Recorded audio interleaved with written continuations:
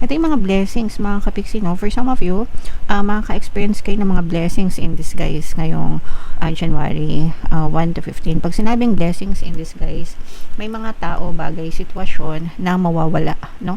Sa buhay nyo para mabigyan ng space yung mga magagandang tao, bagay, sitwasyon na deserve nyo sa buhay nyo. So, ito yung replacement, ito yung kapalit ng mawawala sa inyo. Pero this is something better, mga kapiksi. So, yung paparating sa inyo, kunwari, nawalan kayo ng trabaho or nawalan kayo ng pagkakakitaan, meron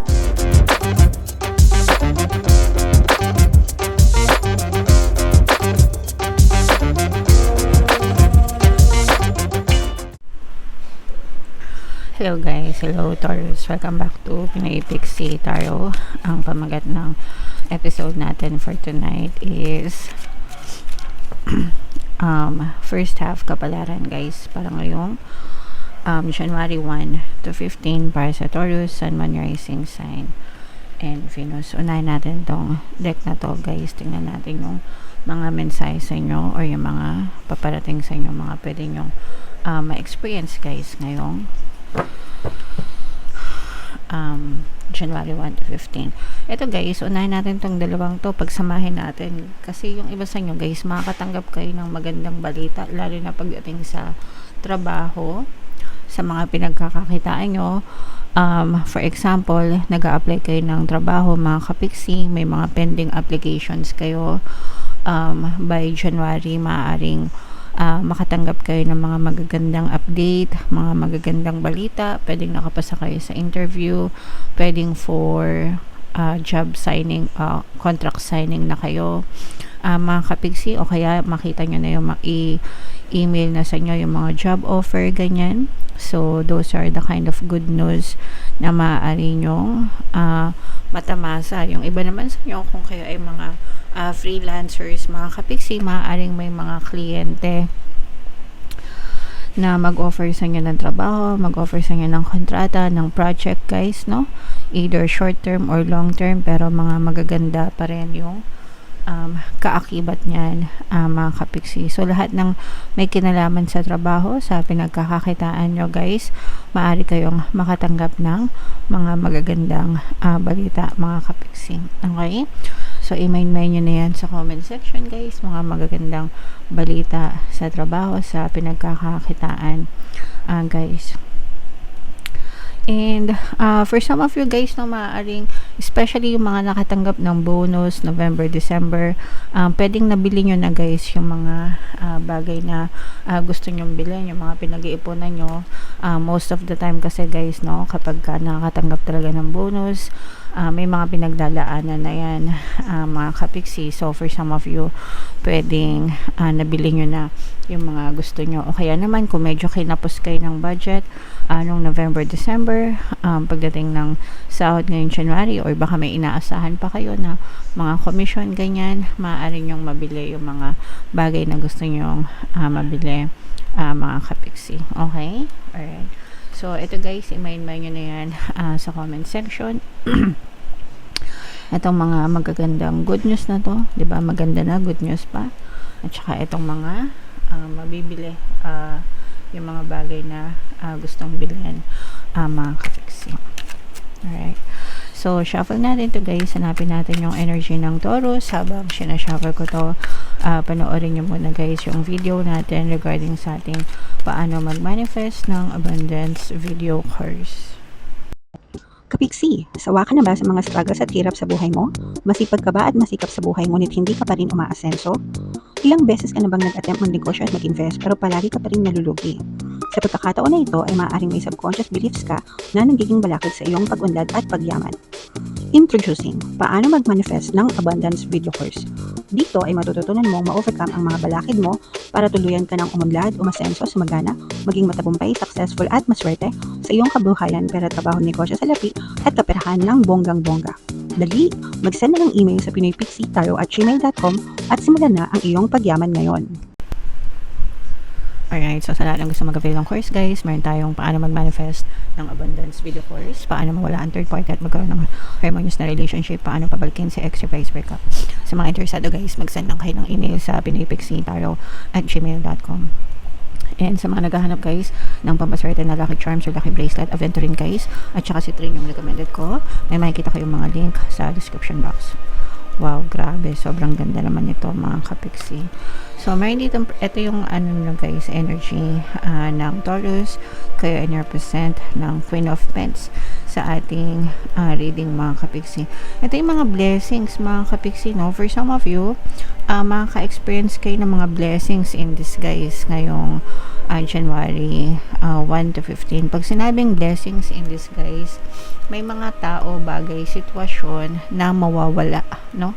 Sa buhay nyo para mabigyan ng space yung mga magagandang tao, bagay, sitwasyon na deserve nyo sa buhay nyo. So, ito yung replacement, ito yung kapalit ng mawawala sa inyo. Pero this is something better, mga kapiksi. So, yung paparating sa inyo, kunwari, nawalan kayo ng trabaho or nawalan kayo ng pagkakakitaan, merong papalit doon, merong bago na dadating na mas maganda, mas malaki yung sweldo, mas maganda yung benefits, mas malaki yung potential na yumaman at sumagana kayo doon sa mga susunod na mga blessings na dadating sa inyo mga kapiksi, okay?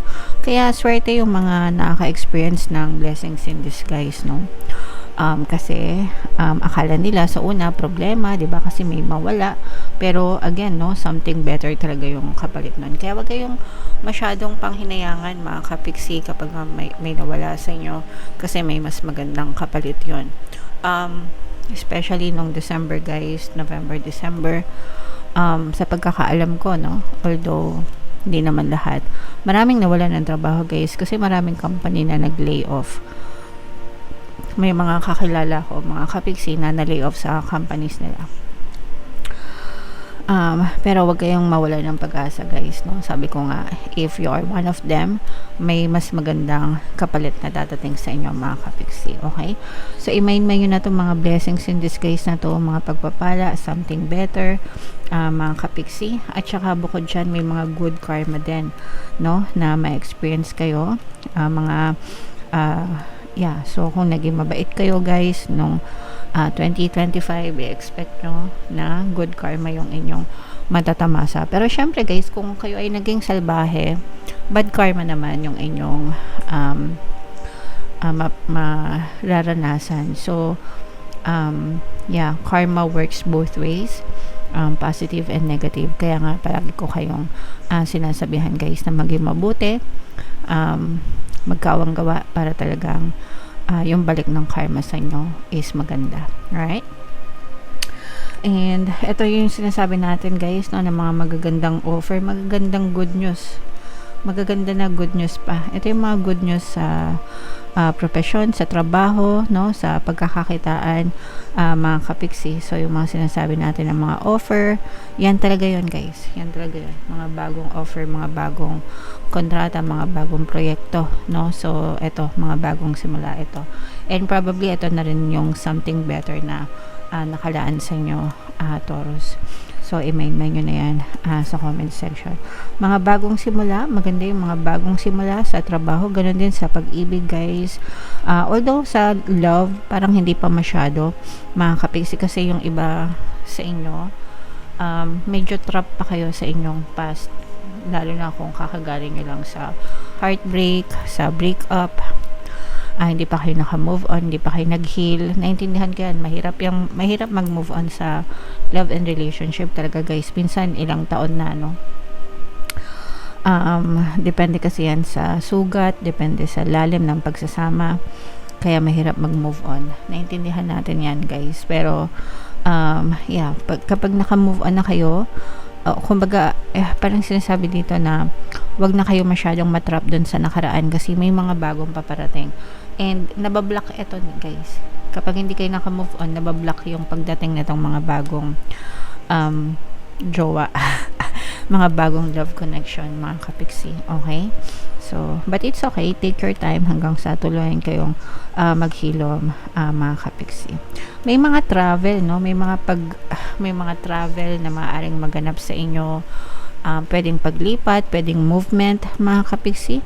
Pero this is more on travel, especially sa business, guys, no? Kung merong ibang mga tao na empleyado ng kumpanya na pinapadala sa ibang bansa, pinapadala sa ibang lugar para sa trabaho. So, ang tawag sa mga ganun, guys, business travel. And yung iba sa inyo, guys, pwedeng nag-explore din kayo, no, para sa negosyo nyo, lalo na kung kayo ay mga negosyante, para nagpupunta kayo sa iba-ibang lugar, nakikipag-usap kayo sa iba-ibang tao, yun, na-explore nyo yung iba-ibang pwedeng i-explore para sa mga negosyo nyo, guys. Okay? Alright. So, ituloy nyo lang yan, mga kapiksi. Pero, nakikita natin na malaki yung potential na malayo pa yung marating ng mga negosyante natin, mga kapiksi. Kahit ano pa yan, kahit online pa yan, or meron kayong physical store, whatever, kahit ano pa yung ng negosyo nyo, guys. Nakikita natin na malaki yung chance na sumakses kayo, mga kapiksi. Okay? Alright. And what else? Tingnan pa natin.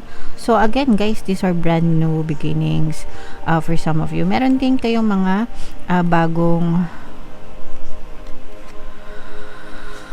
karagdagan, no, sa pamilya for some of you, mga kapiksi. Maaaring may magbuntes, news ng pagbubuntes. Pwedeng ito rin yung isa sa mga good news, no, na parang may mabubuntes or magbubuntes, may panibagong baby, may panibagong addition to the family. Kung hindi kayo yung nagbubuntes, pwedeng asawa nyo yung magbuntes, o kaya naman mga anak nyo na adults na, ganyan, maaaring magkaroon kayo ng mga apo. Pero these are definitely news of pregnancy for some of you, guys. And again, no, yung mga kapiksi natin na hindi pa naghihilom yung mga sugat, meron pa talagang mga emotional pain, yung iba sa inyo, mga kapiksi. Dahil ito sa mga past circumstances, no. So again, sabi ko nga sa inyo, take time to heal. Meron tayong Ho'oponopono sa subliminal, guys, at saka yung self-love na subliminal dito sa ating channel. Ginawa ko yon para sa mga kapiksi natin na nagdadanas ng mga emotional pain. So pwede nyo pakinggan yun, mga kapiksi. Marami na tayong success stories doon para makatulong sa pag-move on nyo, guys. Okay? Alright. So, yeah. Yan ang inyong reading, guys, para ngayong January 1 to 15. Comment down below. Ito, guys, itong mga blessings na to, no? Mga blessings in disguise, mga good news, guys. I-mind nyo na sa comment section kasi napakaganda talaga niyan para sa inyo, Taurus. Ito yung ating 2026 kapalaran, guys. Ito naman yung ating success stories ng paano mag-manifest ng abundance video course. Thank you for liking, sharing, and subscribing. See you next time, guys. I love you all. Have a nice day. Bye-bye.